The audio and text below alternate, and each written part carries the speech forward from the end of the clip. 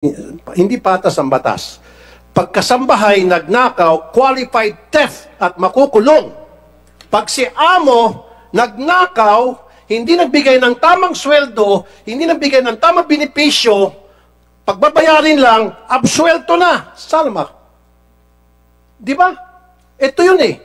Ilang kasambahay na ang nakulong dahil nagnakaw ng toothpaste, nagnakaw ng cellphone daw, kung ano pang pagnanakaw, na pinagbintang sa kanya ng kanyang amo, kulong qualified theft. Pero si amo, nakaw ng sweldo sa mga empleyado at mga benepisyo, at kapag nalaman ng dole, walang parusa kundi pagbabayarin lang. Walang kulong. Mapapamura lang tayo rito. Mr. and Mrs. Ruiz, nung last time, nandito tayo, sabi nyo, edukado kayo, so alam nyo ang ginagawa ninyo. Bakit hindi nyo niregister sa barangay ang mga kasambahay ninyo? At batas yun na dapat niregister sa mga kasambahay. At dapat binibigyan ng benefit sa mga kasambahay. Bakit hindi nyo ginawa? Your Honor, hindi naman po sila mga kasambahay. Natutulong sa bahay mo, di ba? Pagmamayari mo, pamamahay mo, di ba? O, kasama sa bahay. Kasambahay. Bakit di mo na-register? And yet, magtanong ka sa lawyer mo. Andiyan yung lawyer mo, bulong ng bulong. Tanungin mo. Ano magandang sagot? Bakit hindi ni-register mo, ninyo, itong inyong mga kasambahay na batas yan? Sige, bigyan kita ng 10 seconds. Magbulong mo na ikaw, lawyer. Bulungan mo tong, kliyente mo. Sige, go ahead. Sige. Lapit mo tenga mo. Ikaw, lawyer, lapit. Sige, hindi ka nagkakarinigan eh. Ikaw, Mr. Ruiz, gusto mo sumali sa bulungan, kayo mga bulunggang, sige. Sige, ano magandang sagot? Okay na? So, bakit hindi mo na-register? Batas yan na dapat ang lahat ng mga kasama natin sa bahay, maliban lang sa ating mga relatives, kung nagtatrabaho sa atin, kailangan nakaregister sa barangay, on record, para masiguro na sila ay protektado, na sila ay napahalagaan ng batas na kung tawagin kasambahay law. At kasama dyan, dapat meron silang full benefits, SSS, PhilHealth, Pag-ibig. Now, answer me, sapat na ba yung binulong sa'yo ng abogado mo? Your Honor, hindi naman po sila mga kasambahay. Sila ay mga nagtatrabaho sa tindahan namin. Yung tulugan po nila sa amin, ayun ay another benefits lang na binibigay ko sa kanila, na libre ang tulugan, libre ang pagkain. No, yun po. Hindi ba ako naintindihan eh. Nagtatrabaho sila sa tindahan. Okay, kung nagtatrabaho sila sa tindahan at hindi sila kasambahay, so they are worker. So therefore, kung worker sila sa tindahan ninyo, then dapat minimum wage sila na magkano ba yung sa Batangas? Ang minimum wage. Magkano? Hindi, yung daily. Your Honor, Occidental po kami, hindi po kami Batangas. Saan? Sa Occidental po. Okay. Therefore, kung siguro hindi mo sila kinukonsider na kasambahay, kinukonsider mo sila as worker. Anong klaseng worker? I-define mo. Industrial?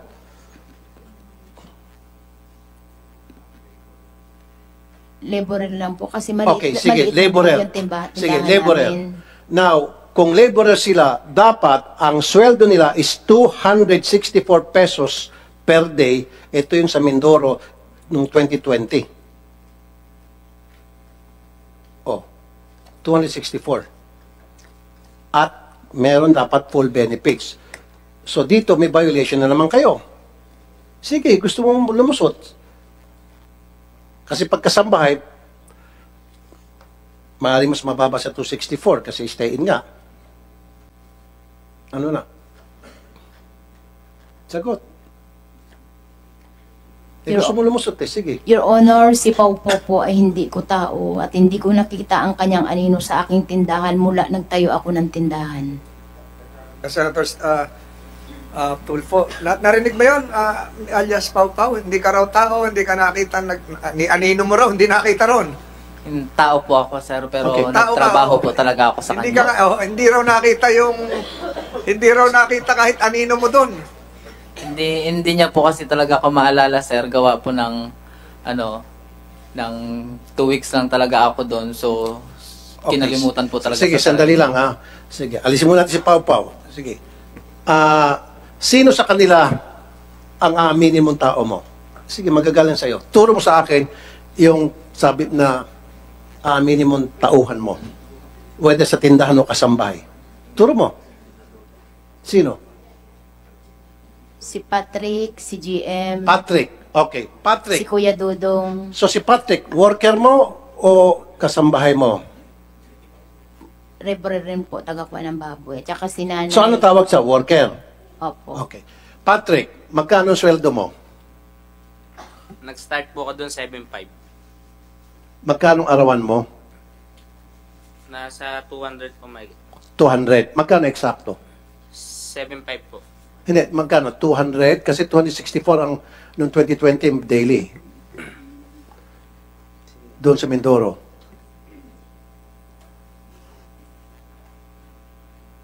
Magkano? 264 ba?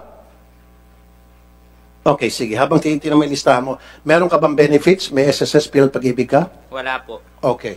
Teka, nababayaran ka naman, excuse me. Nababayaran ka naman? Opo. Buo ang sweldo mo? Hindi po kasi po may mga bali po kami. May mga... Bali. Minus di bale. I-minus mo yung bale. Doon sa sweldo mo. Kompleto na tatanggap mo? Opo. Alright. So, ngayon, tinitip pa niya kung magkano yung sweldo niya. Talaga eksakto. Si Patrick, inamin mo na tao mo, worker mo. Now, bakit wala siyang SSS, PhilHealth, Pag-ibig at batas yan? Nasa batas natin yan. Bakit? Sige, lumapit ka pa, pabulong ka sa lawyer mo. Your Honor, yung mga is nila na kulang ay minaisampa na po sa amin sa dole. Ano po? May yung mga is po nila at saka yung sinasabi niyo po, nakakulangan ng mga benepisyo nila ay minaisampa na sa amin sa dole. No. Bakit hindi mo sila kinuna ng SSS, PhilHealth, Pag-ibig? Kasi- Bakit wala sila? Your Honor, nung start niya 7.5, sunod na buwan po agad, mataas agad ang sahod niya, 9,000. Hanggang ngayon po, 10,000 na po. No, it doesn't matter. Kahit na 100,000 ang isahod mo sa kanila, again, nasa batas natin, kailangan may benefits na SSS, PhilHealth, Pag-ibig ang lahat ng magagawa, regardless kung magkano sweldo na pag-usapan ninyo. Your Honor, yung kulang, kung ano po yung kulang namin, inasa dole na po yung aming may No, pakisagot lang, bakit hindi mo kinunan ng SSS, PhilHealth, Pag-ibig si Patrick na inamin mong empleyado mo na kinonfirm niya, yes, totoo, empleyado ako. So bakit hindi mo kinunan ng benepisyo na nasa batas natin yon? Pakisagot lang. Lawyer, bulungan mo pa na maayos, kulang pa yung bulong mo. Bulungan mo, kulang bulong mo sa kanya. Hindi, pakisagot lang. So nag-violate ka ng batas by not giving Patrick the benefits na sinasabi sa batas natin, nakasal sa batas natin ng SSS, PhilHealth, Pag-ibig, meron kang violation. Lumabag ka sa batas natin, sa labor law natin.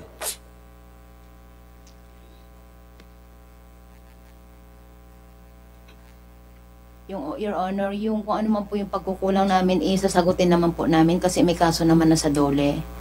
So, ibig sabihin, inaamin mo na lumabag ka sa batas, sa labor law natin. At meron ng kaso sa dole. Ano yung sabihin may kaso sa dole? Nagdemanda sila sa'yo? Nagreklamo sa dole?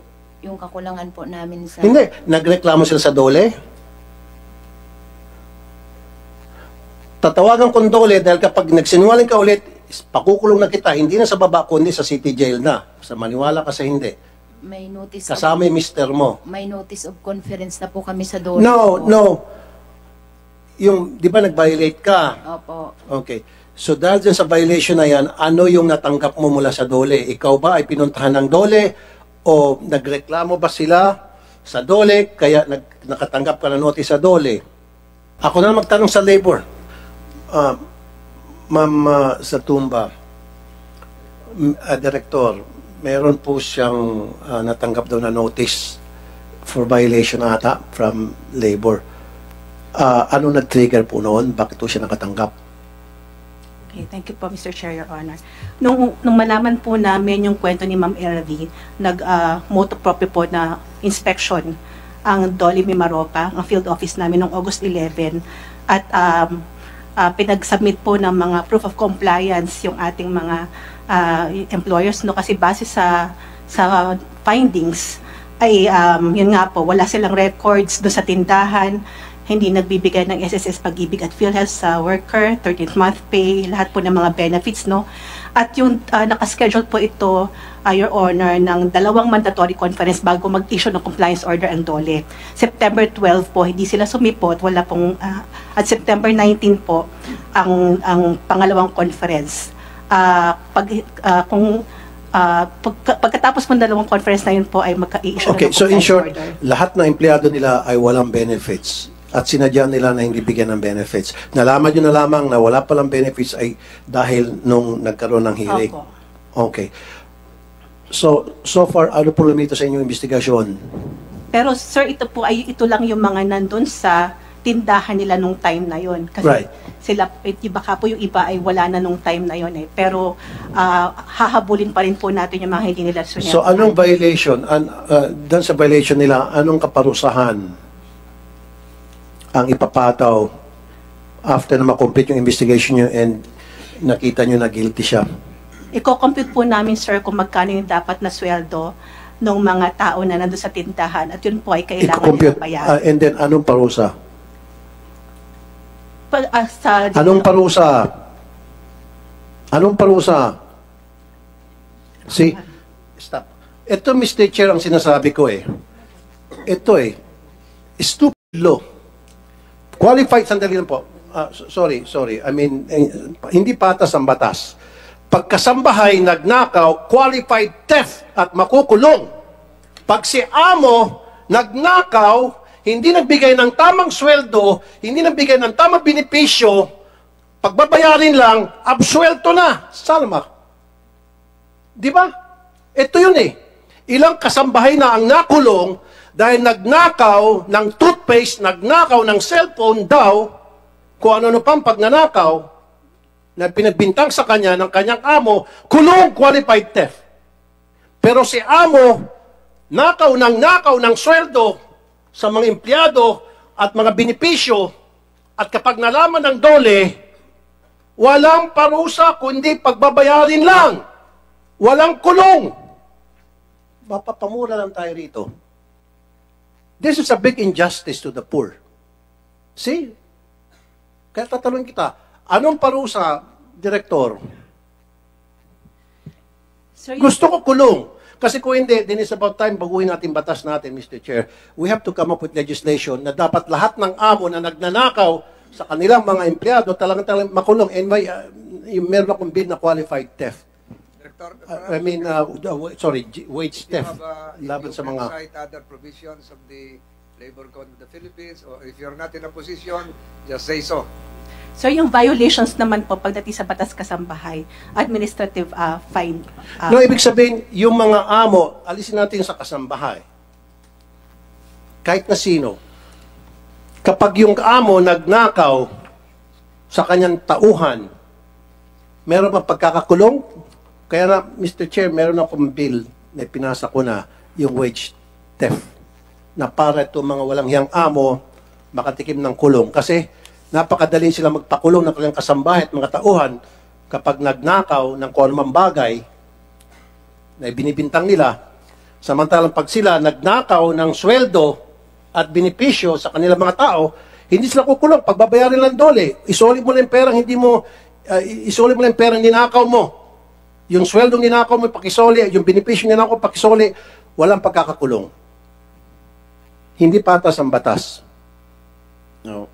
Mr. Estrada, would you If I like may. to interject? With You're the author of permission. the Kasambahay Law. With the permission of Senator Senator Tulfo, we are here to investigate this maltreatment of this kasambahay named Aling LV in aid of legislation. Yes, I am the main author of Batas Kasambahay, and I am open to revise or to amend or to improve this Kasambahay bill. That is why I am thankful to the chairman of the Committee on Justice that he has conducted several hearings with regard to this to the maltreatment of Manang LV, and as what you said, Senator Tulfo, you are one with me in improving this Batas Kasambahay bill. That is why I, as the principal author of Kasambahay bill, admits that there are some loopholes in this bill. That is why I am open to amending or revising this particular bill. Thank you, Mr. Estrada. Mr. Chair, not only dun sa mga kasambahay, maging sa mga trabahador, be that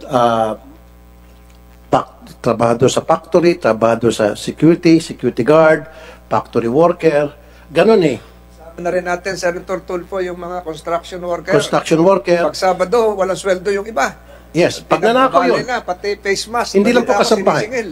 Hindi, ibahin natin kasi hindi sila kasama sa bahay. So, siguro that's a separate bill. Yeah, I know. What I'm trying to say in general, Senator Estrada, hindi lang yung sa kasambahay law, kundi maging sa lahat ng batas, labor code natin, dapat yun yung babaguhin. Yun yung siguro babaguhin natin dahil maging yung sa mga factory worker, maging sa mga security agents, security guard, maging yung sa mga nagtatrabaho sa kahera, sa tindahan,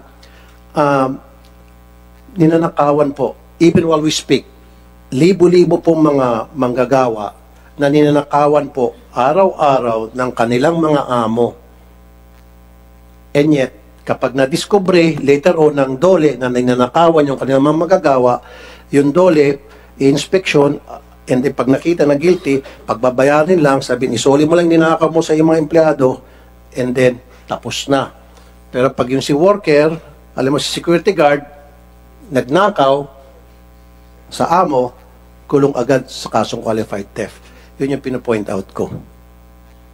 Okay? Anyway, Mr. Chair, meron akong bill na pinapasa ngayon, yung wage theft, na ito mga katulad ni Mr. and Mrs. Ruiz, makukulong kayo dahil sa pagnanakaw ninyo sa mga sweldo ng inyong mga pobreng kasambahay, kasama sa bahay, o ng iyong mga worker sa tindahan na turo ng abogado mo.